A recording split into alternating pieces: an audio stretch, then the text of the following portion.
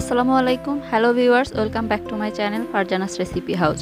আজকে আমি আপনাদেরকে খুবই মজাদার এবং ইয়াম্মি একটি স্ন্যাক্স আইটেম করে দেখাবো। এটি হচ্ছে চিকেন পটেটো কাটলেট। এটি তৈরি করতে খুবই সহজ এবং অনেক মজাদার। এই স্ন্যাক্সটি আপনারা বাচ্চাদের টিফিনে, অতিথি আপ্যায়নে কিংবা বিকেলের নাস্তা হিসেবেও সার্ভ করতে পারবেন। আর সবচাইতে মজার বিষয় হচ্ছে এটা আপনারা বাসায় রান্না করা চিকেন দিয়েও তৈরি করতে পারবেন এবং ফ্রিজে দীর্ঘদিন যাবত সংরক্ষণ করে রাখতে পারবেন। চলুন দেখে নেই কী কী লাগছে। চিকেন কাটলেট তৈরির জন্য আমি এখানে 7-8টা ধনিয়া পাতা কুচি করে নিয়েছি 4-5টা কাঁচামরিচ এবং 3 কোয়া রসুন কুচি করে। এরপরে নিয়েছি আমি এখানে হাফ চা চামচ লাল মরিচ গুঁড়া, 1 চা চামচ ভাজা জিরা গুঁড়া, হাফ চা চামচ গোলমরিচ গুঁড়া, 1 চা চামচ আস্ত জিরা এবং 1 চা চামচ গরম মশলা গুঁড়া। এখানে আমি হাড় ছাড়া চিকেন নিয়েছি 500 গ্রাম। এগুলোকে আমি ব্লেন্ডারে ব্লেন্ড করে নিয়েছি। আপনারা চাইলে এগুলোকে টুকরো টুকরো করেও নিতে পারেন, কোনো অসুবিধা নেই। এখন আমি দিয়ে দিলাম 1 চা চামচ রসুন বাটা, 1 চা চামচ আদা বাটা। এরপরে সবগুলো গুঁড়ো মশলা এখানে অ্যাড করে দিব। আর রান্না করা চিকেন দিয়ে আপনারা কীভাবে এই কাটলেটটা তৈরি করবেন সেটা আমি একটু পরে বলতেছি। আপনারা যদি চিকেনটাকে টুকরো টুকরো করে নেন, তাহলে চিকেনটাকে ধুয়ে পরিষ্কার করে পানি ঝরিয়ে তারপরে সেখানে এরকম সবগুলো গুঁড়ো মশলা অ্যাড করে দিবেন। এখন আমি এখানে দিয়ে দিলাম পরিমাণ মতো লবণ। এরপরে এগুলোকে এখন ভালোভাবে মিক্সড করে নিব। এটাকে মিক্সড করে আমি 15 মিনিটের জন্য রেস্টে রাখবো।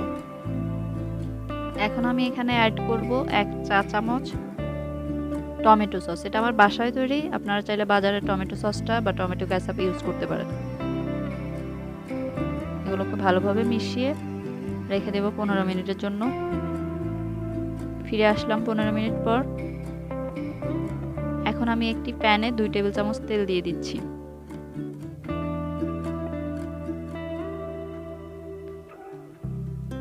এখন আমি এখানে 1 কাপে 4 ভাগের 1 ভাগ পেঁয়াজ কুচি দিয়ে দিচ্ছি এবং এর সাথে এখন দিয়ে দিব রসুন কুচিগুলো। অনেকেই কিন্তু রসুনের ফ্লেভারটা পছন্দ করেন না। যারা পছন্দ করেন না তারা এটা স্কিপ করে দিবেন, এটা না দিলেও হবে। এগুলোকে এখন আমি গোল্ডেন ব্রাউন কালার করে নিব।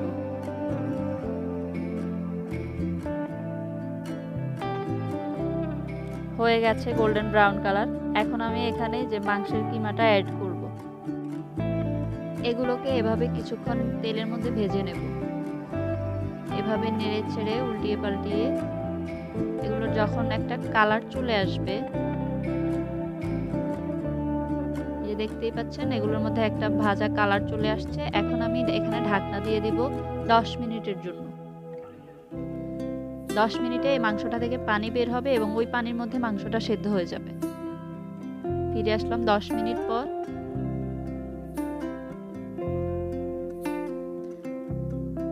আমার চিকেনটা অলরেডি হয়ে গেছে পারফেক্টলি।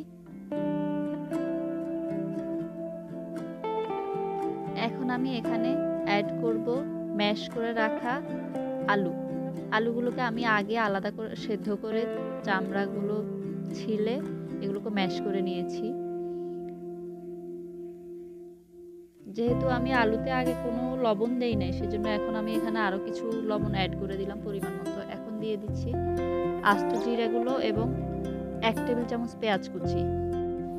চুলার জাল এই পর্যায়ে আমি মিডিয়াম লোয়ে রেখেছি, কারণ আমার মাংসগুলোতে এখনও কিছুটা পানি আছে।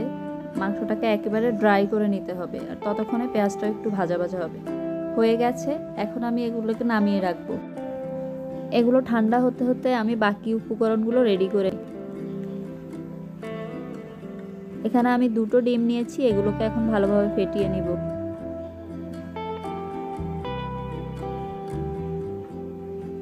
ঠান্ডা হয়ে গেছে, এখন এখানে আমি ধনিয়া কুচি এবং কাঁচামরিচ কুচিগুলো অ্যাড করে দিচ্ছি এবং এগুলোকে ভালোভাবে মাখিয়ে নেব। আপনাদের অনেকের কিন্তু কাঁচামরিচে হাতে জ্বালা করে, যাদের জ্বালা করে তারা চামচ দিয়ে এটাকে মিক্সড করে নেবেন, সমস্যা নেই। আর রান্না করা চিকেনটাকেও আপনারা এখানে জাস্ট কাঁচামরিচ এবং ধনিয়া কুচিটা অ্যাড করবেন। আর যদি এক্সট্রা আলু ব্যবহার করেন তাহলে আলুটাকে সেদ্ধ করে এভাবে রান্না করা মাংসের সঙ্গে মিক্সড করে নেবেন। এগুলোকে এক্সট্রা আর কোনো গুঁড়ো মশলা ইউজ করতে হবে না। হয়ে গেছে, আমি এখানে ব্রেড ক্রাম নিয়েছি কিছুটা। এই ব্রেড ক্রামসটা আমার বাসায় তৈরি, আপনারা বাজারের মধ্যে ব্রেড ক্রামস পাবেন। এভাবে হাতের মধ্যে আমি কিছুটা চিকেন নিয়ে এভাবে ঘুরিয়ে ঘুরিয়ে চেপে হাতের মধ্যে করে একটা শেপ দিচ্ছি। আপনারা আপনাদের পছন্দ মতো শেপ দিতে পারেন বা এভাবেও করতে পারেন। হয়ে গেছে, এটাকে এখন আমি ডিমের মধ্যে চুবিয়ে তারপরে ব্রেড ক্রাম্বসে ঘুরিয়ে নেব। এই ক্ষেত্রে যদি আপনারা দুটো হাতই ব্যবহার করেন তাহলে বেটার হয়, যে কাটলেটটা অনেক সুন্দর হবে।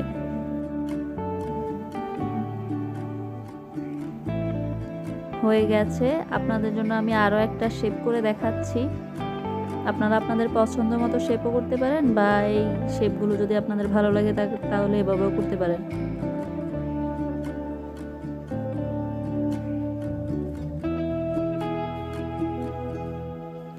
আর এগুলোকে এভাবে করে আপনি যে ডিপ ফ্রিজে 1 ঘন্টার জন্য রেখে দেবেন।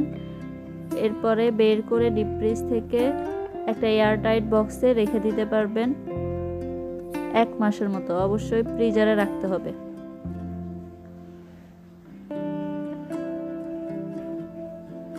হয়ে গেছে, আমি এখানে 3টা শেপে কাটলেটগুলো করব। আপনাদেরকে 2টো শেপ করে দেখাচ্ছি, বাকিটা হচ্ছে গোল, সেটা আপনারা অবশ্যই পারবেন। হয়ে গেছে, এখন এটাকে 10 মিনিটের জন্য আমি ডিপ ফ্রিজে রেখে তারপরে ফ্রাই করব। আমি এখানে কিছুটা তেল দিয়ে দিচ্ছি। এগুলোকে আমি ডুবো তেলে ভাজবো না, এজন্য আমি খুব বেশি তেল ব্যবহার করি নাই। এখন আমি কাটলেটগুলো দিয়ে দিচ্ছি। খুব একটা সময় নিয়ে এগুলো ভাজতে হবে না, কারণ এগুলোকে সবগুলো উপকরণই এগুলোর প্রায় সেদ্ধ, এজন্য এগুলোকে 3-4 মিনিটের মতো ভাজলেই হবে। এপিট ওপিট করে জাস্ট ঘুরিয়ে তারপরে যখন এটার সুন্দর একটা কালার চলে আসবে তখন আমি নামিয়ে নেব।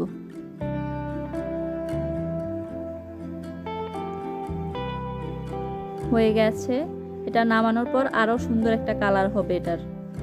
এখন আমি একটা কিচেন টাওয়ালের মধ্যে দিয়ে দিচ্ছি যাতে করে এক্সট্রা তেলটা চলে যায়।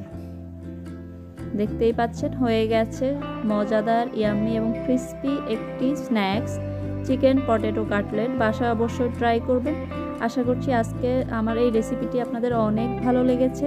যারা এটা আগে কখনো ট্রাই করেননি তারা আমার রেসিপিটি ফলো করে তৈরি করবেন, অবশ্যই অবশ্যই ভালো লাগবে। আবারও হাজির হব আপনাদের জন্য অন্য কোনো রেসিপি নিয়ে। ততদিন পর্যন্ত ভালো থাকবেন আর আমার জন্য দোয়া করবেন। আসসালামু আলাইকুম, আল্লাহ হাফেজ।